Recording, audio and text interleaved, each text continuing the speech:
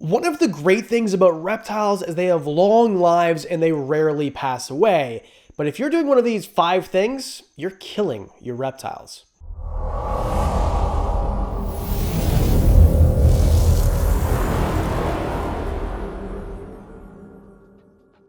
All of us have bad habits. Everybody makes mistakes. The difference between a mistake and a habit is doing it over and over again. And some habits are just absolutely terrible and they're gonna kill your animals, like these ones. And yes, I've been guilty of all of these and have changed myself around, so I'm not harping on you. I'm trying to help by letting you know exactly what I did and what happened. Number 5, too much, too fast. This is something I see all the time. This is something that so many of us are bad for, and I'll be honest, I used to be bad for this too. Once upon a time, I didn't have a YouTube channel, I didn't have anybody working for me, I was taking care of the reptiles all by myself, and they weren't bringing in any income at all. But I wanted to be a reptile breeder. So what did I do? I went out and got so many freaking snakes, way too many, more than I could handle, more than I had housing for. We're gonna get to all these problems, but getting too many things too fast leads to one thing: burnout and dead animals also. So like 2 things. There's actually many things it leads to. For example, bad housing. This happens all the time.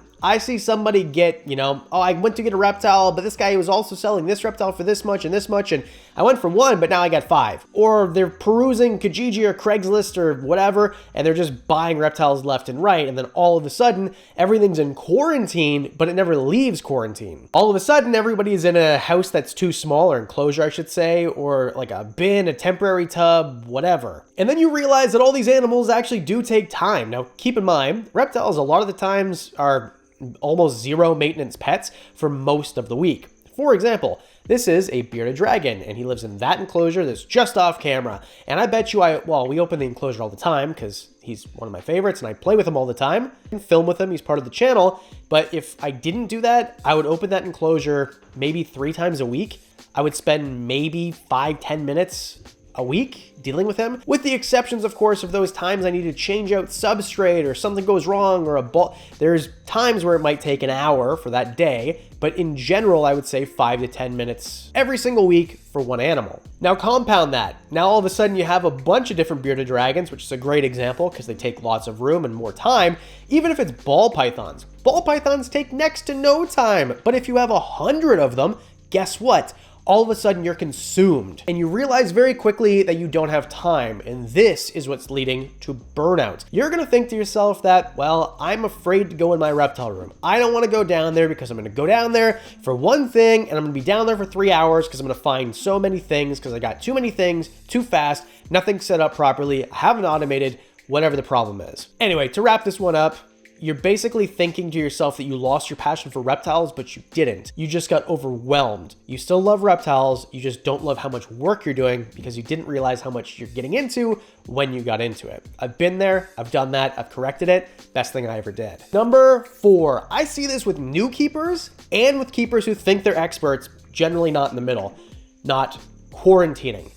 Quarantine queens, I will never make fun of. There are people who quarantine till like the cows come home, basically. They'll quarantine for 18 months. If you don't know, quarantining, basically you take an animal and you keep it away from your collection when you bring it home. You want to make sure that anything that is in that animal doesn't get transferred to your animals. And even if you buy it from a great breeder. I used to be guilty of this. I've said it on the channel. I regret it. I was wrong. We've learned. I've said before, oh, well, it's this breeder that I know, and I know that he's fine. Like, no, it doesn't matter how good the breeder is.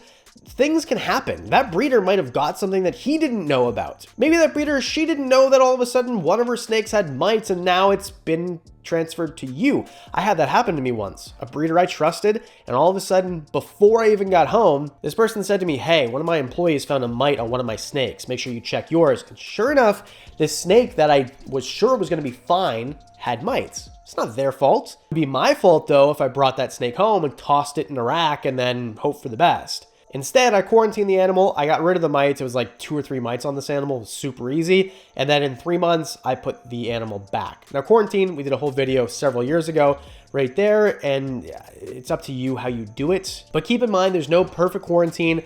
There's things like crypto out there. I mean, this isn't even my video, right here, Dion reptiliatus. Very sad, but very informational video of what can happen. Crypto is something that you generally don't see until it's way too late, and then all of a sudden everything in your dude, chill. Never! And then everything in your collection is infected, and oftentimes there's nothing you can do. You just have to euthanize everything that you own.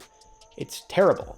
You have to quarantine. And to be clear, this was not Dion's fault at all. It's just a great tale from Dion talking about it. And a lot of these things are bad habits because you're doing them wrong, but having reptile habits isn't always bad, and sometimes you just need to take the bad out of the habit, and that's what today's sponsor, Fume, is all about. You've probably heard about this award-winning flavored air device, if not from me, but somebody else. It's taking the world by storm. A lot of people have a bad habit that involves hand-to-mouth or fidgeting, and those things can be relieved with this amazing flavored air device. Whether you want one that looks like this or like this, they're both perfectly balanced. They both feel amazing in your hands. It feels like a piece of technology that is premium in texture and feel. It's air that goes into your mouth. Nothing goes into your lungs except for the air you'd breathe anyway. The air that's in your mouth just tastes good now. And it doesn't matter what flavor you like. There's a bunch. I know that Valentine's Day was like 6 weeks ago, but Cinnamon Hearts is still my favorite. Crisp mint. It doesn't matter what you get. Whoever invented these things, put them together, doesn't taste too strong, doesn't taste too weak. They got it perfect. And flavored air is not like vaping. Nothing comes out. Nothing, you don't exhale anything. If vaping is sticky soda, then Fume is herbal tea. So what's stopping you from being the next Fume success story? Go to the link right now, tryfume.com/Wickens. And when you use code Wickens at checkout, when you buy the Journey Pack today, you're gonna get a free topper. It's rubber, you can chew on it. Fantastic, and it's reusable. Go to tryfume.com/Wickens and get yourself the Journey Pack today. Number 3, this is obvious, putting off the vet. This is something that I was truly guilty of, and it was a habit. I didn't really have many deaths, or actually any deaths, because of it. However, it was one of those things where most of the time you probably don't need to go to the vet. Let me be very clear here. There's a lot of things that if you are an expert in reptiles or you're at least well-versed, not everything needs to go to the vet. There's people out there where the smallest things, they run to the vet. For example, if you yourself or you've got kids or whatever, if your kid bumps his knee and then he's got a bruise or he's bleeding a little bit, do you run to the doctor? No. There's people like that with reptiles where they think, I'm not an expert, so I better go. And it's fine. You can definitely go 100%. But you don't need to go for everything. It depends on your level of expertise. Of course, if you're brand new with reptiles and something goes wrong and you don't know what it is, go to a vet. You don't know what you're doing. If you're not new with reptiles and you've been doing this for a long time and you've seen respiratory infection after respiratory infection, and you know that you caught one early, and you know for that species you bump up the heat and you dry it out a bit, then you're good. Now keep in mind, I'm not saying everybody who has a respiratory infection in a snake, don't go to the vet. You should. I do. I have medicine on hand because I almost never use it. I've been to the vet like 3 times for respiratory infections, and I've cured it without the medication. But right now I have a snake that is kind of bad. It just went really, really fast, which is uncommon, but also I've never had a spotted python with one before, so this is new for me. And this is an animal that went to the vet, got the medication, delivering the medication. Don't make a habit of waiting though, because if you don't know what you're doing and you wait and hope for it to get better, chances are you're going to be in a position where it's so bad it's A, more expensive and more difficult to cure, or is incurable. So this one is highly dependent on your skill level. But again, I'm not saying don't go to vets. In fact, I love vets. Lately on the channel, I've been talking a lot about them and how helpful they are. And yes, they're expensive, but it's worth it. Number 2, living on someday someday I'll do this, and someday I'll put that enclosure in this spot, and someday I'll fix that light, and someday I'll transfer this enclosure to this enclosure because the animal's getting too big. If you're not adapting, this is a habit that I see all the time. This is something that you can see in my early videos, or I guess maybe like 2 years in, that I would do because I was guilty of number 1, getting too much too fast. I very quickly curbed it and hired help, and it's fine. But because of this, I was then living on this someday I'll, which is bad in life in general. Like, don't do it eventually, do it today. If I didn't start a channel the day that I decided to start a channel, I would never be doing this because I would have put it off and then it'd be someday I'll. Just do things now. Now, of course, not everyone can do everything right now, but the point is if you're not adapting to your animals, if you get, say, I don't know, a baby tegu, and then all of a sudden it turns into a tegu like this, and you don't have a plan and you're not ready, that's a problem. If you're not willing to make things ready quickly, that's a problem too. If you're not adapting to the needs of your animals, that's an issue. Let's suppose you have a bunch of babies from last season that you produced, and you don't have a home for them. That's fine.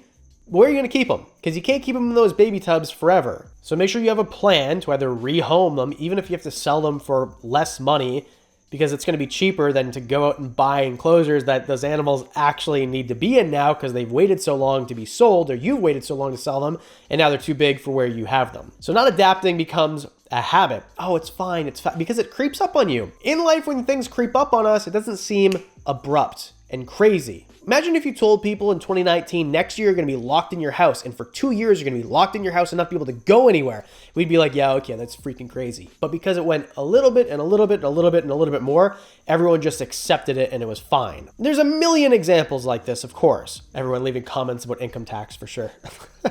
Anyway, the point is, it'll creep on you.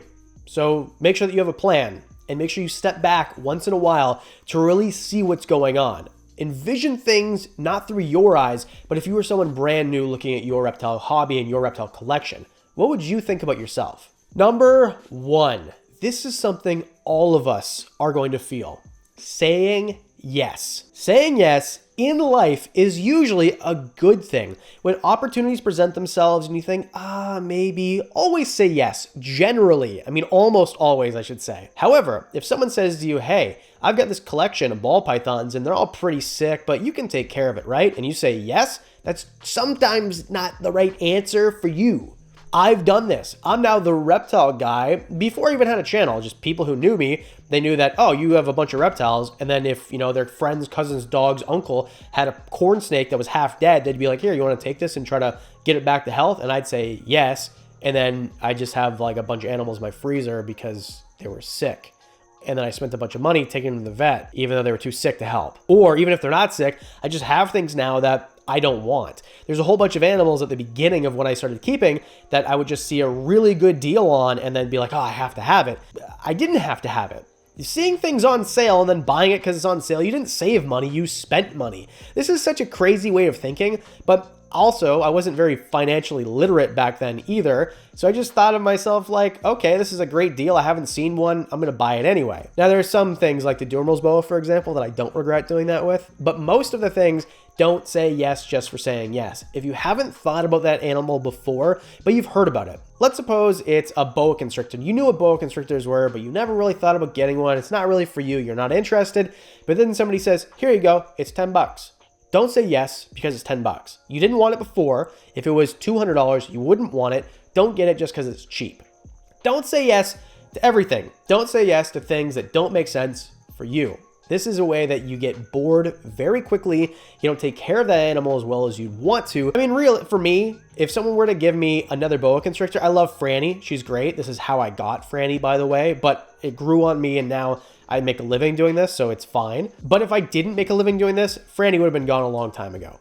She's great, love her, but boas really aren't my thing. So if you said to me, hey, you can set up a cool enclosure, this elaborate, amazing enclosure for a boa constrictor or an emerald tree boa, I mean, I love the emerald tree boas more, and that's what that freaking thing is over there. I wouldn't do that for a boa because boas don't interest me that much. You see what I mean? Of course, Franny's in a giant 8-foot enclosure. She's great. She's fine. I love her. Fantastic. But most people aren't in a situation where they get to do this for a living. I'm very, very lucky. Thank you guys so much for watching. I can't even put into words how grateful I am every single day that I get to wake up and do this, and it's all because of you. And for those of you who support on Patreon, thank you so much. Discounts on merch, videos, early, about travel stuff. We're planning a giant trip for the end of the year. I've alluded to that. All of that and more for as little as $1 a month. And if you hit the like and subscribe, it's free, and it makes my heart bigger. Not in a medical way. You know what I'm trying to say. See you in the next one.